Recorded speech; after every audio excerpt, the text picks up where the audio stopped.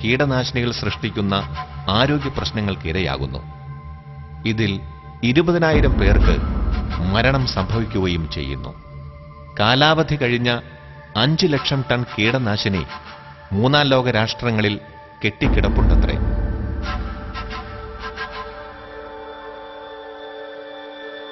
അനിയന്ത്രിതമായ മാരക കീടനാശിനി ഉൽപാദനത്തെയും വിതരണത്തെയും നിയന്ത്രിക്കാൻ 1968 ഇൻസെക്ടിസൈഡ് ആക്ട് വഴി ഇന്ത്യയിൽ നിയമവ്യവസ്ഥയുണ്ട്. 1971 2000 ഇത് കൂടുതൽ കരുത്തുറ്റതാക്കി ഭേദഗതി ചെയ്തു. മനുഷ്യാവകാശത്തെ സംബന്ധിക്കുന്ന 1972 സ്റ്റോക്ക്ഹോം ഡിക്ലറേഷൻ ആരോഗ്യത്തോടെ ശുദ്ധമായ പരിസരങ്ങളിൽ ജീവിക്കാൻ എല്ലാ അവകാശങ്ങളും മനുഷ്യന് നൽകുന്നു. നൂറുകണക്കിന് മനുഷ്യാവകാശ സംഘടനകളും ഗവേഷകരും പരിസ്ഥിതി, സ്ത്രീപക്ഷ, കീഴാള രാഷ്ട്രീയ പ്രവർത്തകരും വർഗ, ബഹുജന, യുവജന സംഘടനകളും മതവും മനുഷ്യദൈവങ്ങളും സാമൂഹിക സാംസ്കാരിക ബുദ്ധിജീവികളും എല്ലാറ്റിനുമുപരി അവകാശങ്ങളുടെ കാവലാളായി 100,000 നിയമങ്ങളും നോക്കി നിൽക്കെ സാക്ഷര കേരളത്തിലെ ഒരു ഉൾനാട്ടിൽ പതിറ്റാണ്ടുകളായി ഒരു കൊടിയ വഞ്ചന അരങ്ങ് തകർക്കുകയായിരുന്നു.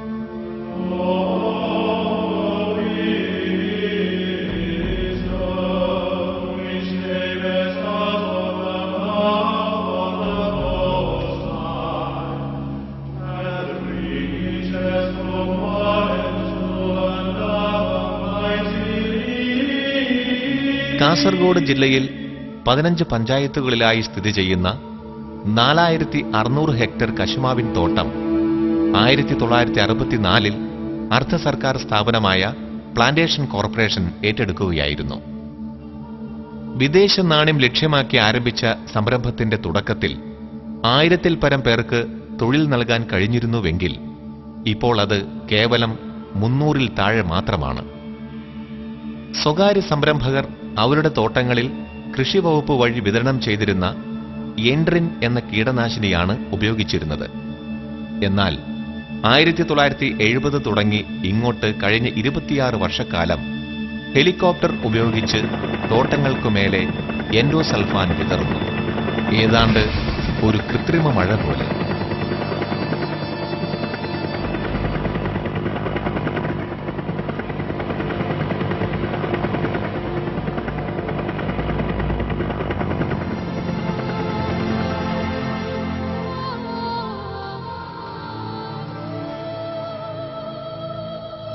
അതെ, ആകാശത്ത് ഒരു അത്ഭുതമായി എത്തുന്ന ഹെലികോപ്റ്ററിന് കീഴെ പെയ്തിറങ്ങുന്ന വർണ്ണ വിഷമഴയെ കൗതുകത്തോടെ കണ്ടിരുന്ന കുട്ടികൾ ആ മഴത്തുള്ളിയെ ഒന്ന് തൊടാൻ മോഹിച്ച് പിന്നാലെ ഓടി നടന്ന ബാല്യങ്ങൾ. അവർക്ക് നഷ്ടമായ ബാല്യത്തെ, ജീവിതത്തെ തിരികെ നൽകാൻ നമുക്കാവുമോ?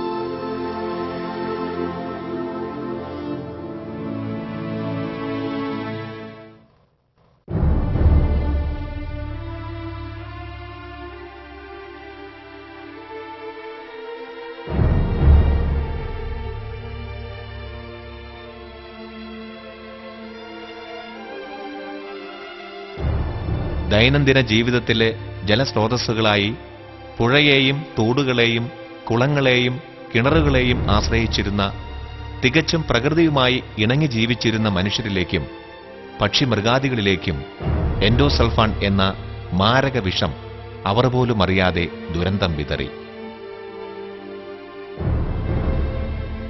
പ്ലാന്റേഷൻ സ്ഥിതി ചെയ്യുന്നിടങ്ങളിലെ മനുഷ്യവാസത്തെ കമ്പനി മുഖവിലക്കെടുത്തില്ല. മാരകമായ കീടനാശിനി തളിക്കും മുൻപ് സ്വീകരിക്കേണ്ട ഒരു മുൻകരുതലുകളും നടത്തിയിരുന്നില്ല. കിണറുകൾ കൃത്യമായി മൂടുവാനോ ജനങ്ങൾക്ക് മുന്നറിയിപ്പ് നൽകാനോ ആത്മാർത്ഥമായ ഒരു ശ്രമവും കമ്പനിയുടെ ഭാഗത്തു നിന്നും ഉണ്ടായിരുന്നില്ല. പ്രവൃത്തി സമയങ്ങളിൽ പോലും സ്കൂളുകൾക്ക് മേലെ ഹെലികോപ്റ്ററിൽ കീടനാശിനി തളിച്ചിരുന്നു. ഒരു പശുവിന്റെ അസ്വാഭാവിക മരണത്തെപ്പറ്റി ശ്രീ പാദ്രെ എന്ന ഫ്രീലാൻഡ് ജേർണലിസ്റ്റാണ് ആദ്യമായി എൻഡോസൾഫാൻ ദുരന്തത്തെ റിപ്പോർട്ട് ചെയ്തത്. അന്ന് പക്ഷേ അധികാരികളോ ജനങ്ങളോ പോലും അവ വേണ്ടത്ര കാര്യമായി എടുത്തില്ല. And laymen started believing earlier, but it is the scientific fraternity and officials. PCK officials. Of PCK, of course, we didn't have any one-to-one contact at all. PCK, we were never. It was the bureaucrats and other people, who took it with a pinch of salt. Even today, you can find some people saying that these people are speaking with emotions, it is exaggerated and all that. 2 to 3 years, not even the district collector have paid a visit. You know that if this rat fever surfaces in Calicut, the next day your health minister is there.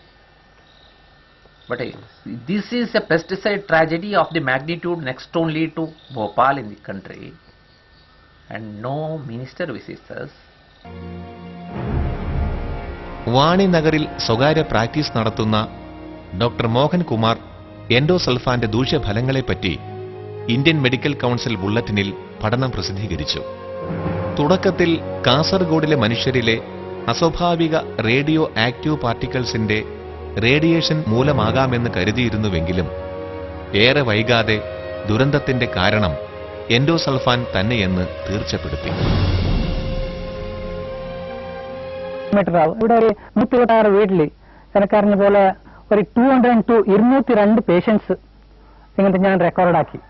അതിൽ കൂടുതലുള്ളത് cancer, ഒരു 10-50 പേര് ക്യാൻസറിൽ മരിച്ചിട്ടുണ്ട് ഇപ്പോൾ recent years, within 5 years. ക്യാൻസറിൽ liver cancer പിന്നെ blood ക്യാൻസറാണ് കൂടുതൽ കാണുന്നത്.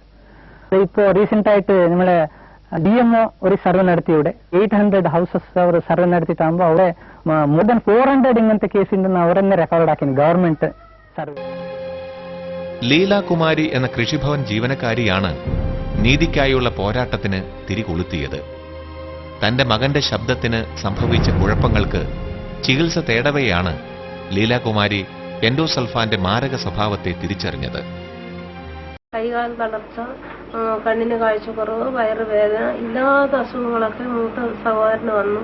പിന്നെ മൂത്ത സഹോദരൻ ഇങ്ങനെ ഇവിടുന്ന് തന്നെ പെട്ടെന്ന് മരിച്ചു പോവുകയത്. അപ്പൊ ഇതുകൊണ്ടാണെന്നുള്ളത് നമുക്കറിയില്ല. ഈ തോട്ടത്തിൽ കൂടെ ആയിരുന്നു എൻ്റെ മകൻ പെരിയ സ്കൂളിലേക്ക് നടന്ന് പഠിക്കാൻ പോയിക്കൊണ്ടിരുന്നത്. അപ്പോൾ ഈ പോയി ഒരു കൊല്ലം ഇങ്ങനെ കഴിഞ്ഞു പോയി. അടുത്ത പ്രാവശ്യം വിഷം അടിക്കേണ്ട സമയമായപ്പോഴത്തേക്കും എൻ്റെ മകന് ഭയങ്കര അസുഖം, പനി വിട്ടുമാറാത്ത ചുമ, പനി, കണ്ണിന് കാഴ്ചക്കുറവ്, ഭക്ഷണം വേണ്ട, പിന്നെ ശരീരം എല്ലാം ചീർത്ത് വ്രണങ്ങളായി പൊട്ടി ഒഴുകാൻ തുടങ്ങി. കലക്ടർ, കൃഷിമന്ത്രി എല്ലാവർക്കും പരാതികൾ അയച്ചായിരുന്നു. യാതൊരു രക്ഷയില്ലെന്ന് കണ്ടിട്ടാണ് ഒടുവിൽ ഒരു വക്കീലിനെ കണ്ട് ചോദിച്ചത്. അങ്ങനെ 98 കേസ് കൊടുത്തു. And they chased us out. That was the beginning. We were desperate. We didn't know what to do. We sent telegrams to ministers, collectors, everybody concerned. What was their response? Nothing. Honeybees were missing. So recently in a seminar, the man who sanctioned the spray, he agreed that honeybees will die. Till then the scientists were just saying honeybees, nothing happens. ജനമുന്നേറ്റത്തെ തുടർന്ന് നാളിതുവരെ ഒട്ടേറെ കമ്മീഷനുകൾ endosulfan ദുരന്തത്തെ സംബന്ധിച്ച് കാസർഗോഡ് പഠനം നടത്തി കഴിഞ്ഞു.